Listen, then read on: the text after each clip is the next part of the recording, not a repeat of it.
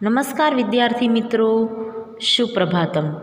पिछली बार हम मिले तब हमने इकाई 15 खरगोश और हाथी कहानी की समझ प्राप्त की थी और अभ्यास के कुछ प्रश्नों की चर्चा की थी।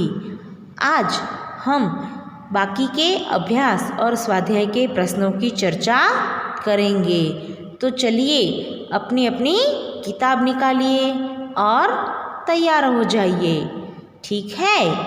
हाँ विद्यार्थी मित्रों, पिछली बार जब हम मिले थे तब अभ्यास में हमने प्रश्न नंबर 1 देखा था। आज हम देखेंगे प्रश्न नंबर 2।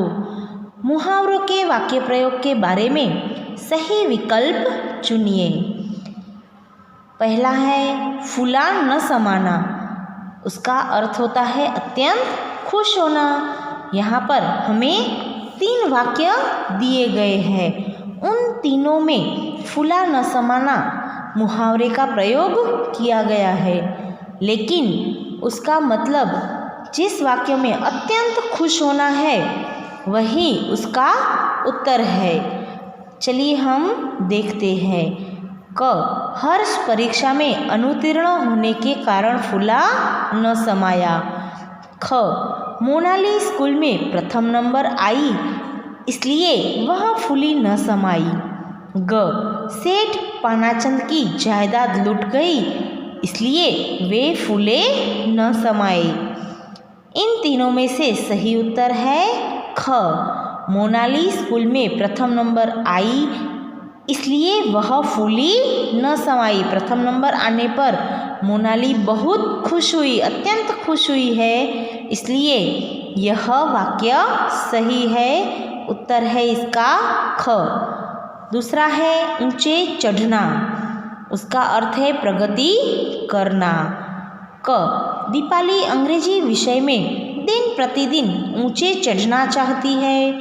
ख हितेश एक ही कक्षा में 2 साल रहकर ऊंचे चढ़ना चाहता था।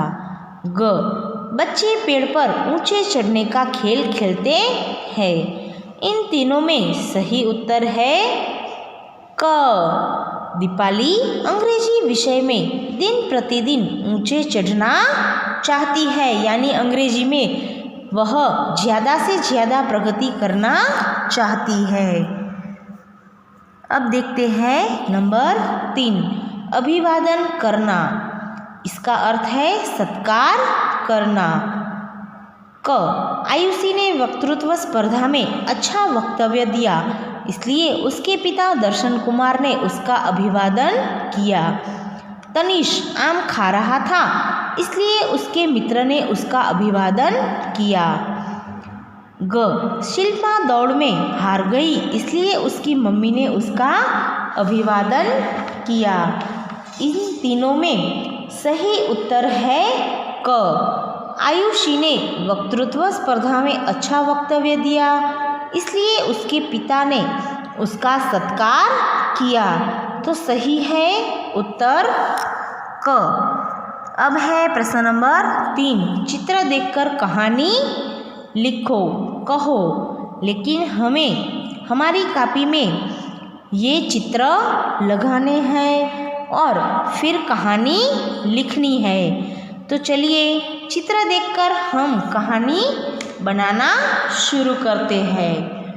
एक जंगल था, उसमें एक खरगोश रहता था। उसे अपनी तेज चाल पर खूब घमंड था।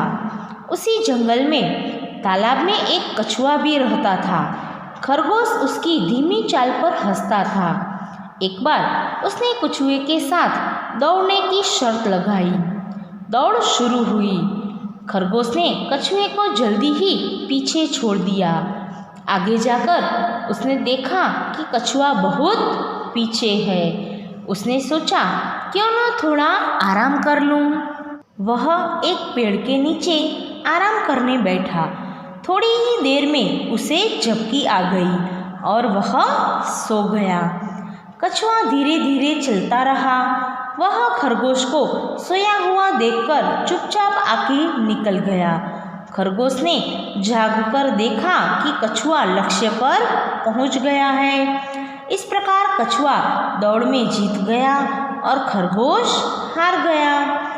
इस कहानी से हमें सीख मिलती है कि घमंड का परिणाम बुरा ही होता है। अब है प्रश्न नंबर इसी कहानी के आधार पर अपने साथियों से पूछने के लिए प्रश्न बनाकर लिखो। ये कहानी आपने लिखी, अब अपने मित्रों को पूछने के लिए इस कहानी के आधार पर आपको कुछ प्रश्न बनाने हैं। उदाहरण स्वरूप 1-2 मैं आपको बताती हूँ। जैसे कि कछुआ कैसे चलता है, स्पर्धा में जीत किसकी हुई। इस कहानी पर से हमें क्या सीख मिलती है। इस प्रकार आपको दूसरे कुछ प्रश्न बनाने हैं और अपनी कॉपी में लिखने हैं, ठीक है। अब है स्वाध्याय। प्रश्न नंबर 1, प्रश्नों के उत्तर दीजिए। नंबर 1, खरगोशों के बिल कहाँ थे। उत्तर, खरगोशों के बिल सरोवर के किनारे गीली जमीन के अंदर थे। 2, खरगोशों का सरदार क्या बोला। उत्तर, खरगोशों का सरदार बोला, हम चांद के भांजे हैं, मामा रोज सरोवर में हमसे मिलने आते हैं, वे आपसे नाराज है। 3, पूर्णमासी का चांद कैसा है। तो विद्यार्थी मित्रों, आपने पूर्णमासी जिसे हम पूनम कहते हैं, पूनम का चांद तो आपने देखा ही है, कैसा होता है। हाँ, वह गोल होता है, पूर्णमासी का चांद गोल होता है। तालाब में क्या दिखाई दे रहा है। उत्तर, तालाब में चांद दिखाई दे रहा है, वह लहरों के साथ ऊपर नीचे हो रहा है। 5, चंदा मामा से माफ़ी कौन मांग रहा है। उत्तर, हाथियों का सरदार चंदा मामा से माफ़ी मांग रहा है। प्रश्न नंबर 2, मातृभाषा में अनुवाद कीजिए। पहला है, सरोवर के किनारे गीली ज़मीन थी। उसके उत्तर में हम लिखेंगे, सरोवरना किनारे भीनी जमीन हती। 2, हम चांद के भांजे है। जवाब, अमे चंद्रना भाणेज छिए। 3, हाथियों के झुंड में कुछ शरारती हाथी थे। उत्तर है, हाथीओना टोळाમાં કેટલાક તોફાની હાથી હતા। 4, खरगोशों के सरदार ने एक उपाय सोचा। ससलाना आगेवाने एक उपाय विचार्यो।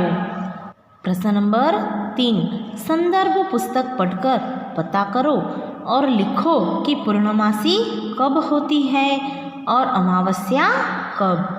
विद्यार्थी मित्रों, हमारे भारतीय प्रत्येक महीने में 2 पक्ष होते हैं। पहला है शुक्ल पक्ष और दूसरा है कृष्ण पक्ष।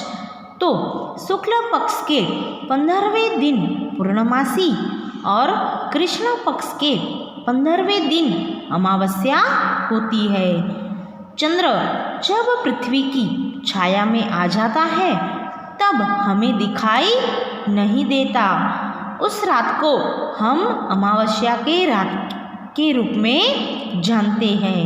और जब चंद्र पृथ्वी की छाया से बाहर निकलकर पूर्ण रूप से थाली जैसा गोल चमकता हुआ दिखाई देता है, उस रात को पूर्णिमा होती है। विद्यार्थी मित्रों, आज का आपका गृह कार्य है अभ्यास और स्वाध्याय के प्रश्न। आपको आपकी कॉपी में लिखने हैं। नई इकाई के साथ फिर से मिलेंगे। सबको नमस्कार।